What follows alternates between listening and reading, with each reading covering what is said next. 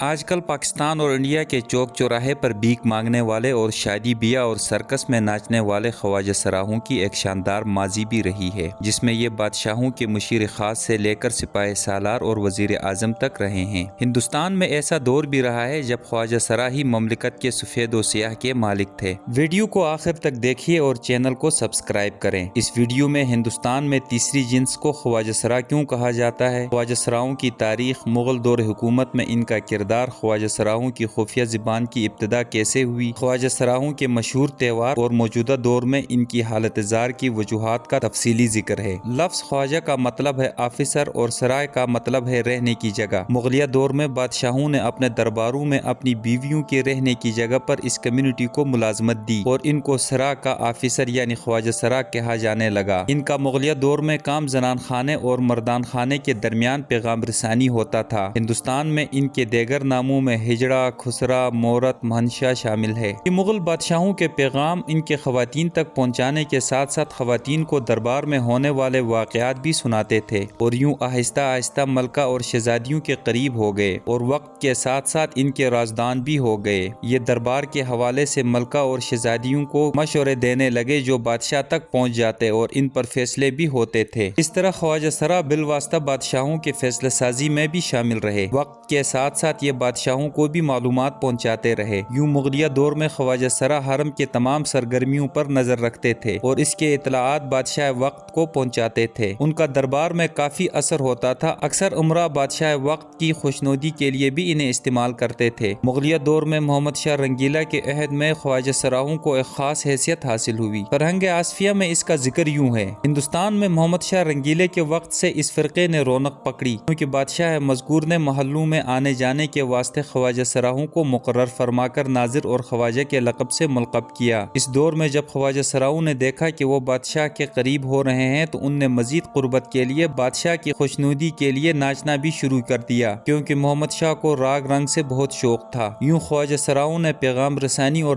دربار کے معلومات پر نظر رکھنے کے ساتھ ساتھ ناچنا گانا بھی اختیار کیا۔ جب یہ لوگ دربار میں زیادہ ہوئے تو ان نے اپنا ایک علیحدہ فرقہ مقرر کر کے میر بہوجی ایک خواجہ سرا کو، جسے میر پھجڑی کہتے لگے، اپنا پیر قرار دیا۔ وہ گرو بنے، یہ چیلے کہلائے اور آگے چل کر گرو اور چیلے کا سلسلہ چلا اور خواجہ سراہوں میں یہ کلچر آج تک قائم ہے۔ دوستو، محمد شاہ کے دور میں حرم کے ملازمین کے نائب منتظم اور بیگمات کی جائیدادوں کے منتظم جاوید خان خواجہ سرا تھا۔ وہ ادم بائی کے خاوند کے وفات سے پہلے ہی ان کے ذہن اور جسم پر قابض ہو چکے تھے۔ بائی کے بیٹے احمد شاہ کے تخت سنبھالنے پر جاوید کی ترقی کی رفتار تیز ہو گئی۔ احمد شاہ نے حکومت عملی طور پر جاوید خان کے حوالے کر دیا اور کھلے عام تمام مسائل اس خواجہ سرا کو فیصلہ کے لیے بھیجتے، خود روک ٹوک کے بغیر جنسی لذت میں ڈوب جاتے۔ ادھر جاوید خان اس پیاسے نوجوان کی شراب نوشی کی حوصلہ افزائی کرتے اور حرم کو عورتوں سے بھر دیتے۔ درباری مورخ شاکر خان کے مطابق انہیں جاسوسی کا محکمہ، شاہی ہاتھی، انعامات اور تقرر، بیگمات کی جائیدادوں اور شہنشاہ کے خزانہ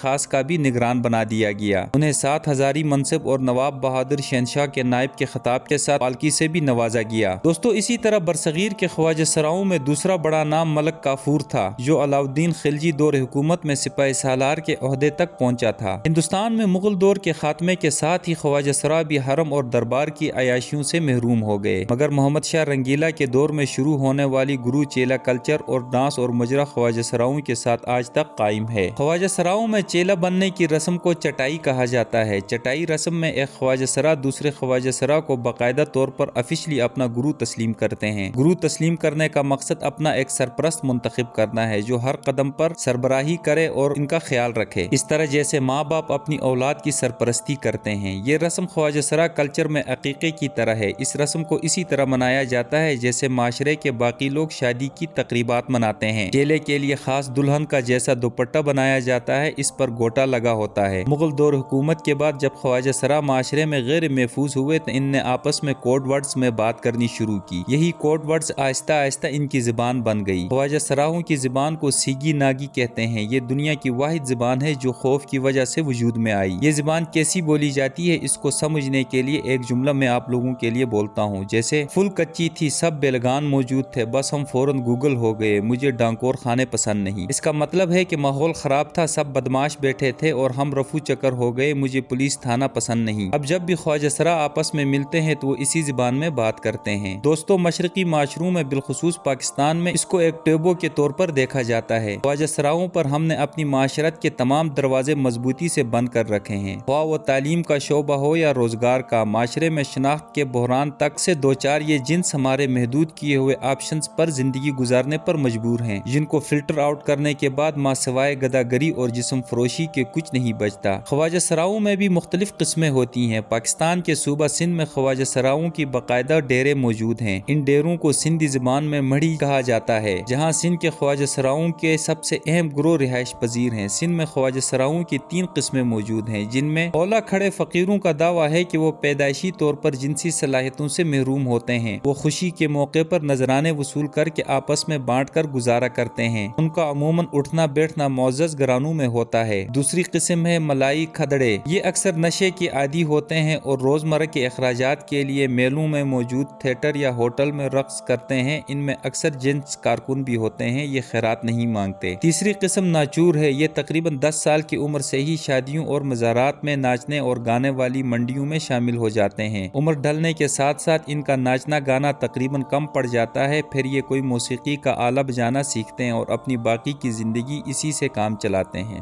دنیا میں بھارت صرف ایسا ملک ہے جہاں خواجہ سرا اپنا ایک سالانہ تہوار مناتے ہیں۔ اسے ہجڑوں کا تہوار، تھالی کا تہوار یا راون تہوار کہتے ہیں، جو ہر سال بھارت کی ریاست تمل ناڈو میں منایا جاتا ہے۔ یہ تہوار ریاست کے دارالحکومت چنئی سے 200 کلومیٹر دور ایک چھوٹے سے گاؤں گوواگم میں منایا جاتا ہے۔ یہ تہوار مہابھارت کی جنگ کی یاد سے جڑی ہے۔ دوستو یہ شاندار ماضی سے دردناک حال کی داستان تھی، مگر اس وقت خواجہ سراؤں کا کوئی انسانی حقوق میسر نہیں۔ وہ ایک بدحال زندگی گزار رہے ہیں۔ اقوام متحدہ کے مطابق ایڈز کی شرح ان میں نارمل انسانوں سے 13% زیادہ ہے۔ جنسی بیماریوں میں ان کی تعداد سب سے زیادہ ہے۔ دوستو ہمارے معاشرے میں انسانوں کی تیسری جنس کو نہایت بری نظر سے دیکھا جاتا ہے۔ معاشرے میں ان کی عزت و وقار حتیٰ کہ انسانیت تک متاثر نظر آتی ہے۔ ظاہر ہے کہ ان میں ان کا کوئی قصور نہیں، یہ پیدائشی طور پر اسی انداز میں پیدا ہوئے ہیں، اس لیے اس تخلیقی عیب یا پیدائشی عذر کی بنا پر انہیں نہ مطعون کیا جا سکتا ہے اور نہ ہی گری نظر سے دیکھا جا سکتا ہے۔ یہ بھی حضرت آدم علیہ السلام کی اولاد ہیں، بحیثیت انسان یہ اشرف المخلوقات کے زمرے میں شامل ہیں۔ دوستو یہ معلوماتی ویڈیو اگر آپ کو پسند آئی ہے تو اپنے دوستوں کے ساتھ شیئر کریں اور ایسی ہی معلوماتی اور تاریخی ویڈیوز کو دیکھنے کے لیے چینل کو سبسکرائب کریں۔